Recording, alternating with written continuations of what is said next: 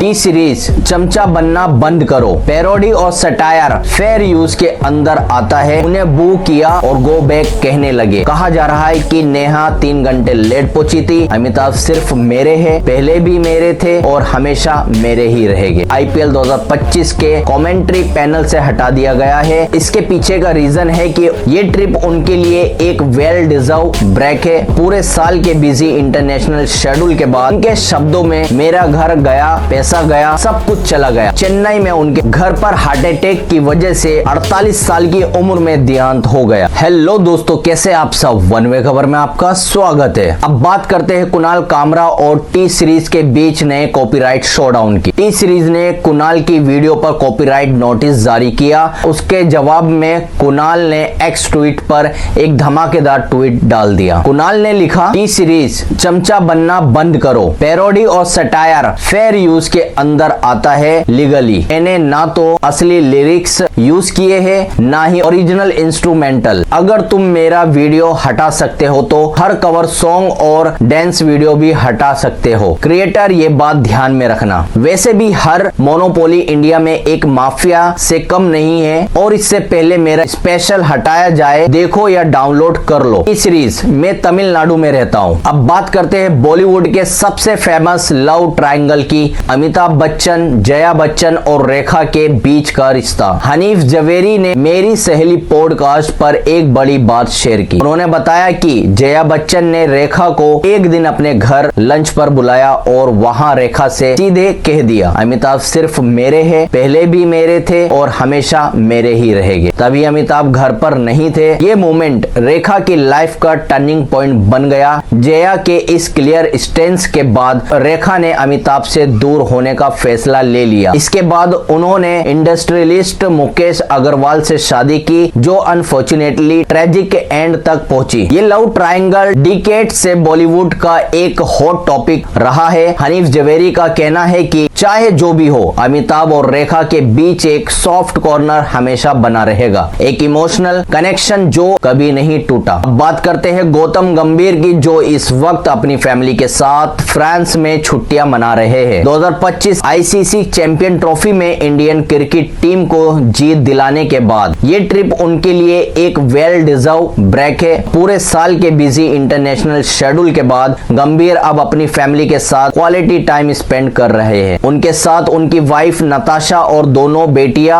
अजीन और अनाइजा भी है। अब बात करते हैं एक दुखद खबर के बारे में। तमिल एक्टर और डायरेक्टर मनोज भारती राजा का 25 मार्च 2025 को चेन्नई में उनके घर पर हार्ट अटैक की वजह से 48 साल की उम्र में देहांत हो गया। वो मशहूर फिल्म मेकर भारतीय राजा के बेटे थे। रिपोर्ट के मुताबिक मनोज ने हाल ही में हार्ट सर्जरी कराई थी और रिकवरी कर रहे थे। अचानक का दिल ठीक से काम नहीं किया और हार्ट अटैक आ गया। अब बात करते हैं एक चौंकाने वाली कहानी के बारे में। इंडियन टीवी की मशहूर एक्ट्रेस रुबीना दिलैक ने अपनी लाइफ का एक पेनफुल एक्सपीरियंस शेयर किया, जिसमें उन्होंने मुंबई में पहली प्रॉपर्टी इन्वेस्टमेंट के दौरान स्कैम का शिकार होना पड़ा। भारती सिंह और हर्ष लिम्बाचिया के पॉडकास्ट में रुबीना ने बताया कि जिस इंसान पर उन्होंने भरोसा किया था वही पैसा लेकर भाग गया। रुबीना ने बताया कि सिर्फ 90 दिन के अंदर वो शख्स गायब हो गया और इसके बाद 3 साल तक वो अपने पैसे वापस लेने की कोशिश कर रही थी, लेकिन कोई फायदा नहीं हुआ। उनके शब्दों में मेरा घर गया, पैसा गया, सब कुछ चला गया। इस घटना ने उनको एक बड़ा सबक सिखाया कि फाइनेंशियल मैनेजमेंट और इन्वेस्टमेंट बिना सोचे समझे नहीं लेना चाहिए। रुबीना ने यह भी एक्सेप्ट किया कि पहले वो बिना सोचे खर्च करती थी और सेविंग पर ध्यान नहीं देती थी, लेकिन अब वो फाइनेंशियली इंडिपेंडेंट बनना चाहती है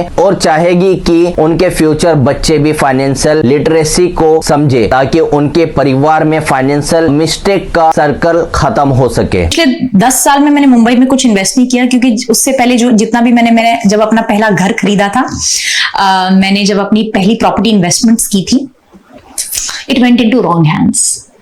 मतलब मैं घर इंटीरियर वगैरह मैं सब बना चुकी थी। Within I think less than 90 days I was supposed to shift in the house and the guy where the money was all invested and everything went absconding. Shit man. उसको मतलब 3 साल लगे ढूंढने में, खोजने में, पैसे निकालने में और करने में, वो वापस कभी नहीं आया। मेरा पहला घर जो मैंने खरीदा था, वो घर भी गया। 12 घंटे काम करके। 12 घंटे नहीं, 32 घंटे।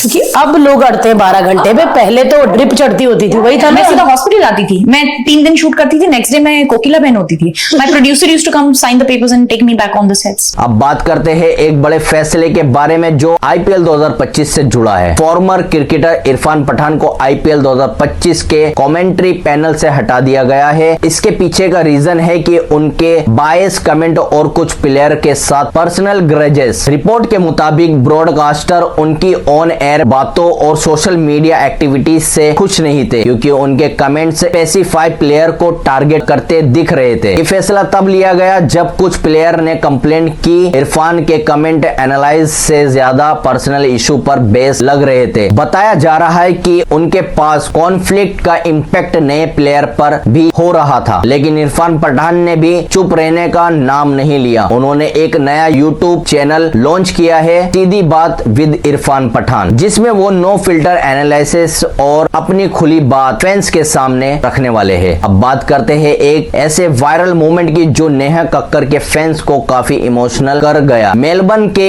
एक कॉन्सेप्ट के दौरान नेहा कक्कर स्टेज पर रो पड़ी जब कुछ लोगों ने उन्हें बू किया और गो बैक कहने लगे। कहा जा रहा है कि नेहा 3 घंटे लेट पहुंची थी और जब उन्होंने क्राउड से माफी मांगनी चाहिए तो उनका दिल भर गया। इस पूरे मैटर पर टोनी कक्कर भी सोशल मीडिया पर एक्टिव दिखे। उन्होंने कुछ क्रिप्टिक पोस्ट शेयर किए जिसमें उन्होंने किसी का नाम तो नहीं लिया, लेकिन इनडायरेक्टली कॉन्सर्ट मैनेजमेंट की तरफ उंगली उठाई। उन्होंने लिखा, सोचो मैं तुम्हें एक इवेंट के लिए अपने शहर बुलाता हूँ, हर चीज अरेंज करने का वादा करता हूँ, होटल, कार, एयरपोर्ट, पिकअप, सब कुछ, और जब तुम पहुँचते हो तो पता चलता है कुछ भी बुक नहीं है, तो गलती किसकी होगी। एक पोस्ट में टोनी ने लिखा, आर्टिस्ट मर्यादा में रहे और जनता, मतलब सिर्फ आर्टिस्ट के लिए ही रूल्स होते हैं। तो वीडियो अगर अच्छी लगी हो तो लाइक, शेयर और सब्सक्राइब करके जरूर जाना। मिलते हैं नेक्स्ट वीडियो में।